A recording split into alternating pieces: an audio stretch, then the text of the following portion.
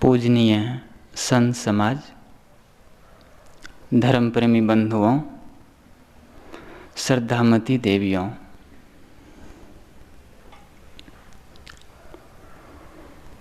हमारे दुखों का सबसे बड़ा कारण है वर्तमान की उपेक्षा और भविष्य की अपेक्षा। वर्तमान से असंतुष्ट और भविष्य से संतुष्ट होने की इच्छा, प्राप्त की अवहेलना और अप्राप्त की कल्पना। आए थोड़ी देर हम लोग इसी पर चर्चा करें। दुख मनुष्य जीवन में ही नहीं,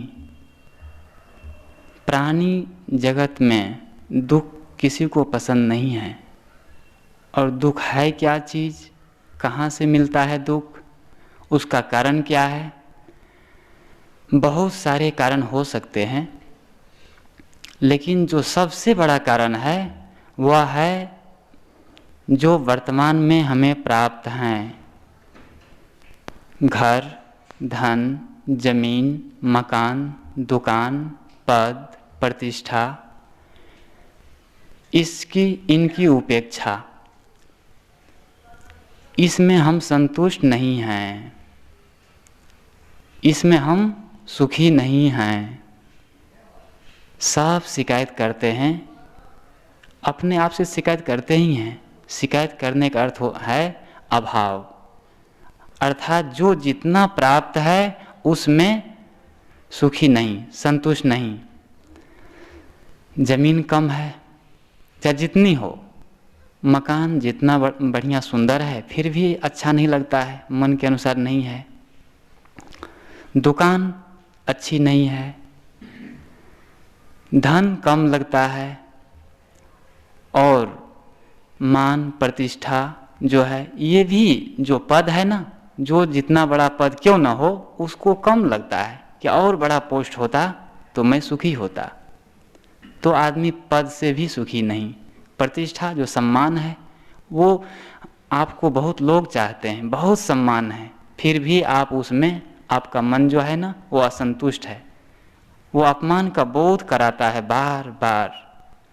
तो मैं कह रहा था कि हमारे दुखों का कारण है जो वर्तमान में हमें चीज़ें मिली हैं, जो पदार्थ मिले हैं, जो प्राणियों का समूह मिला है अपने ही घर में, माता पिता, भाई बहन, परिवार, पति पत्नी, जो भी हैं, उन सब में आप सुखी नहीं हैं। सब शिकायत करते हैं कि हमारा लड़का कहे में नहीं है, पत्नी कहीं में नहीं है, या जो परिवार के लोग जितने हैं सदस्य, वे सब हमारे कहे अनुसार नहीं हैं। ऐसा शिकायत करके अभाव, अशांति, दुख और कलह में जीते हैं। तो वर्तमान में जो हैं उसमें हम सुखी हों, ऐसा हम सोचे कि यदि आज हम सुखी नहीं हैं तो कल हम सुखी नहीं हो सकते। आज यदि हमें सब जगह खोट ही खोट नज़र आता है तो कल आप कभी खरे और निर्दोष नहीं हो सकते।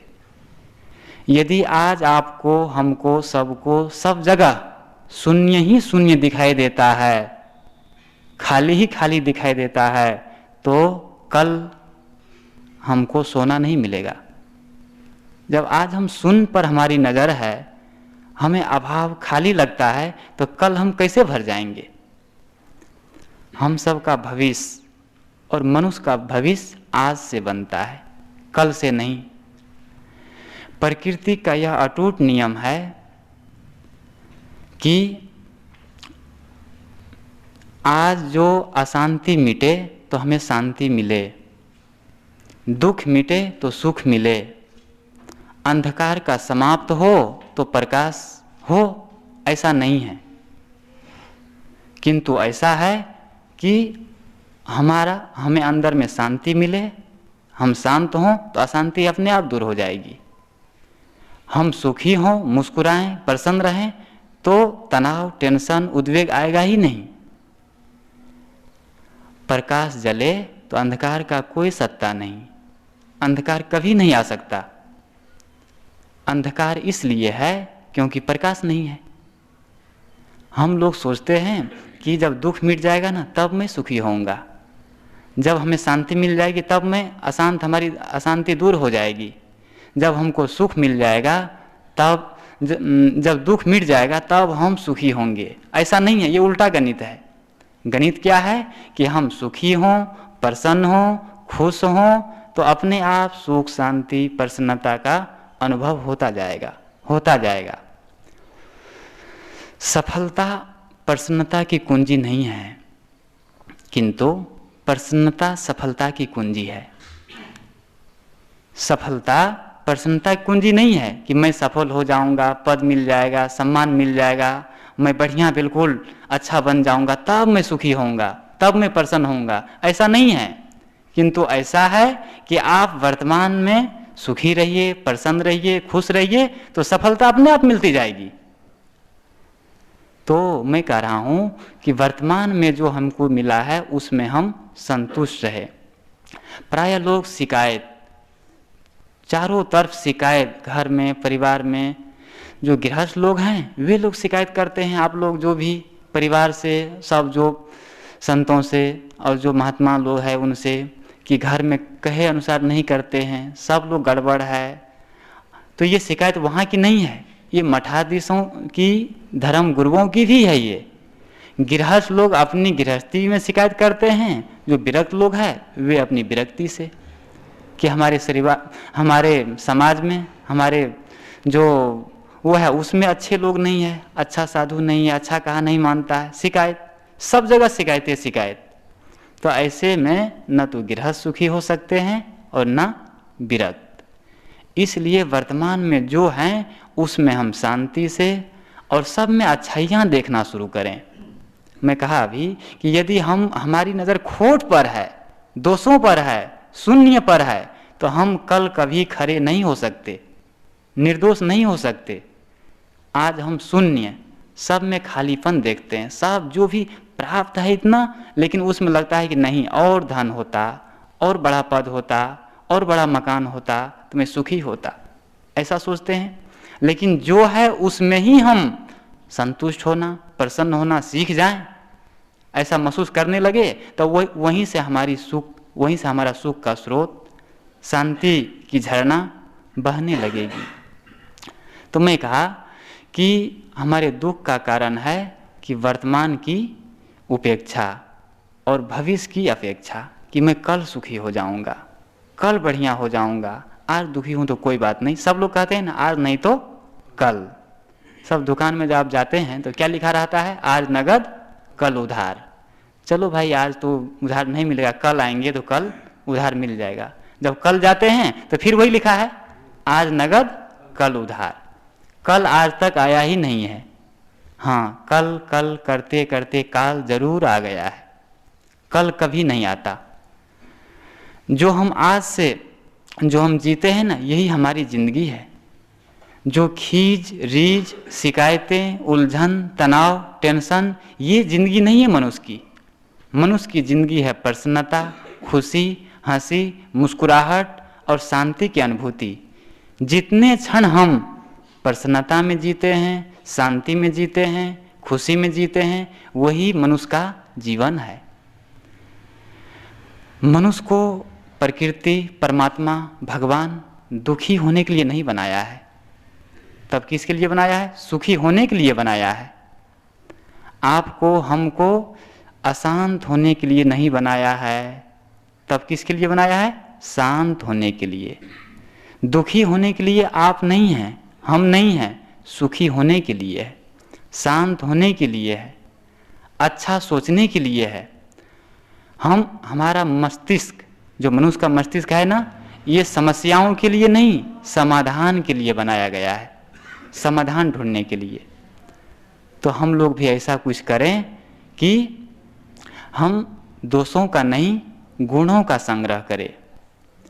समस्या का हिस्सेदार नहीं, समाधान का हिस्सेदार बने, जोड़ने वाला नहीं, तोड़ने वाला नहीं, जोड़ने वाला बने। तो जो वर्तमान है उसमें हम सबके पास गुण देखें, अच्छाइयाँ देखें, सब में प्रसन्नता देखें, तो हम अपने आप सुखी हो जाएंगे।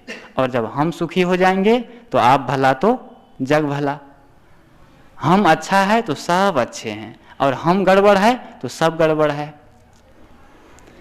किसी ने कहा है बहुत बढ़िया, एक दिमाग की खिड़की को खोल करके कि आदमी कैसे अपने आप में सोचता है और जीवन भर दुख ही भोगता है।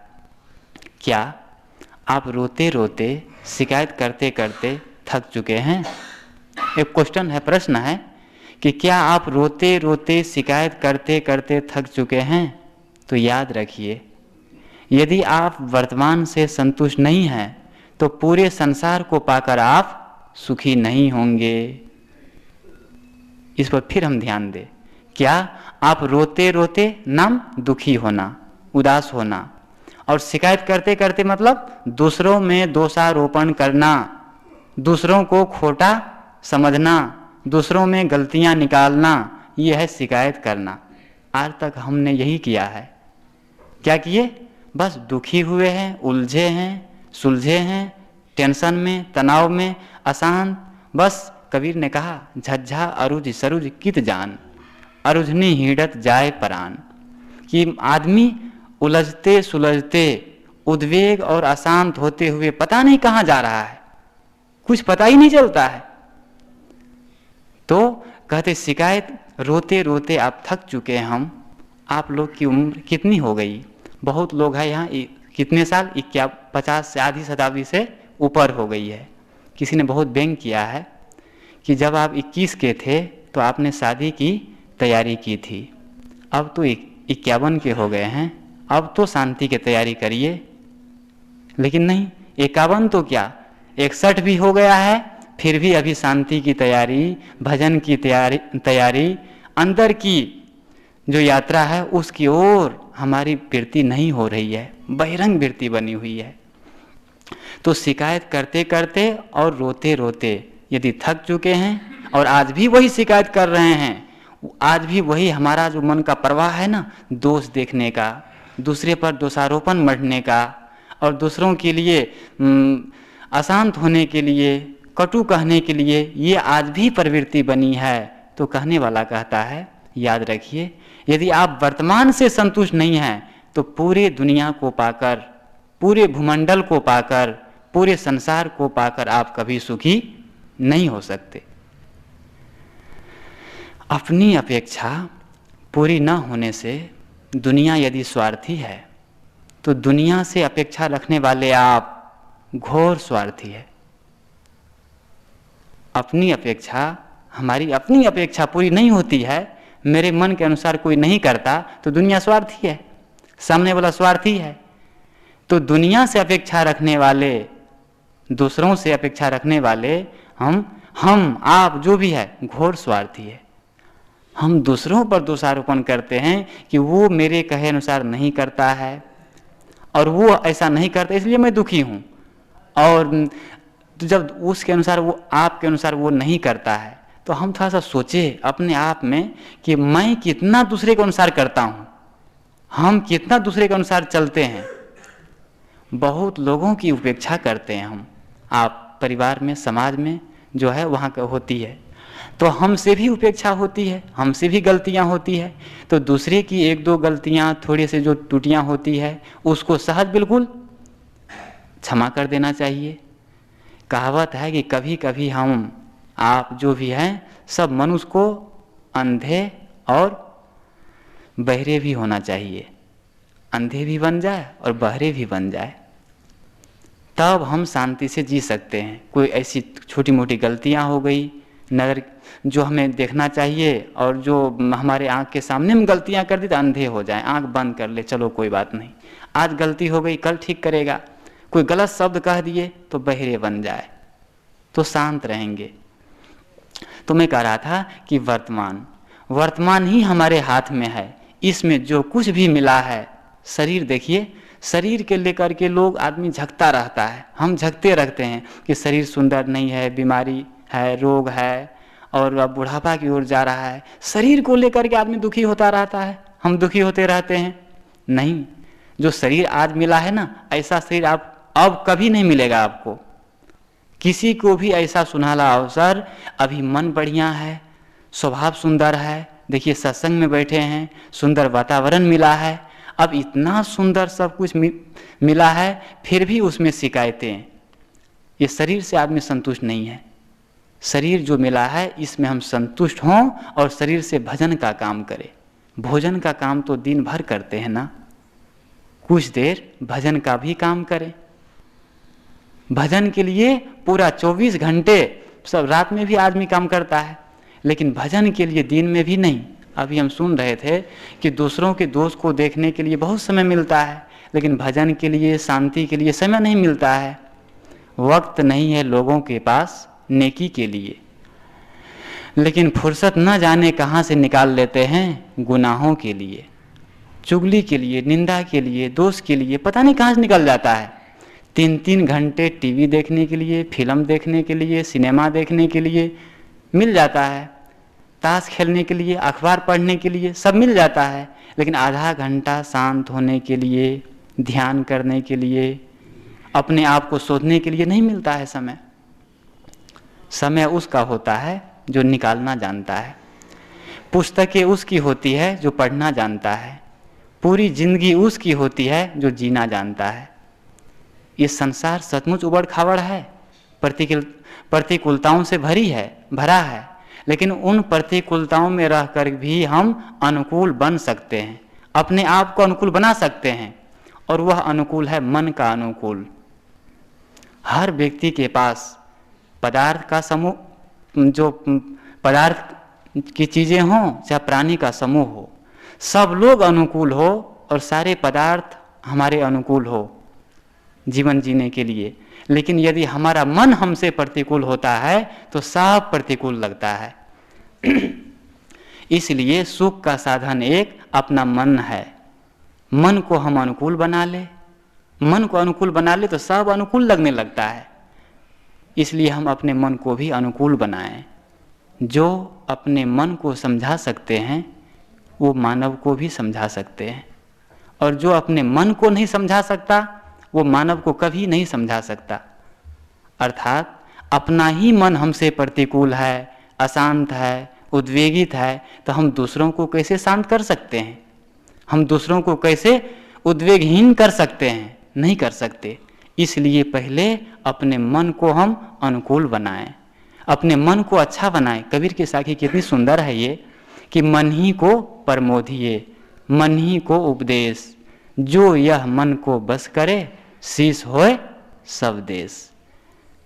यदि कोई आदमी अपने मन को बस में कर ले, मन को शांत कर ले, तो एक नहीं, परिवार के लोग नहीं, कबीर कहते हैं पूरे देश के लोग शीश हो जाएगा, उसका गुलाम हो जाएगा। पहले हम अपने मन को तो अनुकूल कर ले, मन को बढ़िया बना ले। यदि वर्तमान में आपका दिमाग सही काम कर रहा है तो आप हर चीज को दोबारा ठीक कर सकते हैं। यदि वर्तमान में आप शांत हैं तो हर समस्या को समाधान में बदल सकते हैं। यदि आप खुद को जानते हैं, वर्तमान में बिल्कुल अभी अपने आप में शांत है, अपने को जानते हैं, तो हर बिगड़ी परिस्थिति पर विजय प्राप्त कर सकते हैं। ये 3 सूक्तियाँ, छोटा छोटा टैफिज है कि यदि आप वर्तमान में सही दिमाग काम कर रहा है, दिमाग सही काम कर रहा है, बढ़िया है, सुलझा हुआ है, तो हर बिगड़ी चीज़ों को दोबारा फिर से ठीक कर सकते हैं। यदि वर्तमान में शांत है, अच्छा महसूस कर रहे हैं, तो हर समस्या को सीढ़ी बनाई जा सकती है। और यदि खुद को जानते हैं, अपने को जानते हैं, तो चाहे जितनी बिगड़ी परिस्थिति हो, खराब परिस्थिति हो, उस पर विजय प्राप्त कर सकते हैं। कैसे कर सकते हैं? एक छोटा सा मैं कहूँ चुटकिला। एक बार 2 साम्राज्यों के बीच एक नदी को लेकर के युद्ध छिड़ गया। एक राजा कहता कि ये नदी मेरी है और दूसरा कहता यह नदी मेरी है। गर्मी का दिन था, पानी चाहिए दोनों का। तो ऐसे करते करते दोनों में अब युद्ध होने ही वाला था। दोनों किनारे सैनिक आ गई और बिल्कुल युद्ध के बिगुल बजने ही वाला था। इतने में महावीर स्वामी उस युद्ध क्षेत्र में बीच में आ गए और उन्होंने जोर से कहा कि आओ पहले मेरे से युद्ध करो तुम लोग। महावीर स्वामी कहे कि पहले मेरे से तुम लोग युद्ध करो, तब तुम इन दोनों में युद्ध करना। उनको देख करके दोनों राजा उनके पास आए और बहुत समझाए कि भगवान आप मत आइए इस बीच में, ये हम लोग संसारियों का विषय है और राजाओं का विषय है, आप संत हैं और आप चले जाइए। महावीर ने कहा ये बताओ, पानी महंगा होता है कि खून? पानी महंगा होता है, कीमती होता है, या खून महंगा होता है? राजाओं ने कहा खून। तो महावीर ने कहा तुम पानी को लेकर के खून की नदी बहाओगे यहाँ, इसलिए युद्ध कर रहे हो कि पानी को लेकर के खून बहाना, दूसरों को मारना काटना, खून की नदी बहाना, ये क्या सही है? ऐसा करो, तुमको पानी चाहिए इन दोनों को, तो नदी जो है उसको नहर निकाल लो दोनों, और आधा आधा पानी बंटवारा कर लो, दोनों काम चल जाएगा। कहते हैं राजाओं को समाधान मिल गया और दोनों वैसा ही कर लिए और समस्या का समाधान हो गया। मैं कह रहा था यदि कोई संत पुरुष हो, कोई ऐसा सुलझा हुआ दिमाग हो बढ़िया, तो हर परिस्थिति हो चाहे जितनी बड़ी गड़बड़ियाँ हो उसको सही कर सकते हैं।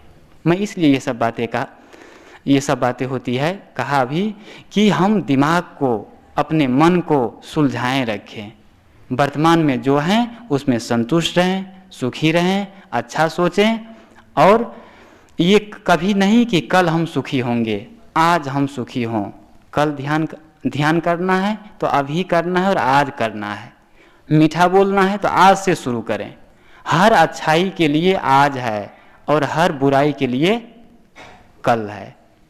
अच्छा को हम तत्काल करें और बुरा को अंत काल में। जो अच्छा है ना उसको तत्काल तुरंत करें और जो बुरा है उसको अंत काल कर दे, अंतिम में उसका नंबर। जब ऐसा हम करेंगे तो हम जहाँ है वर्तमान में सुखी रहेंगे, संतुष्ट रहेंगे, और आपके परिवार समाज में जो लोग हैं वे भी आपसे अच्छा महसूस करेंगे और शांत होंगे। तो मैं कह रहा था कि हमारे दुखों का सबसे बड़ा कारण है वर्तमान की उपेक्षा और भविष्य की अपेक्षा।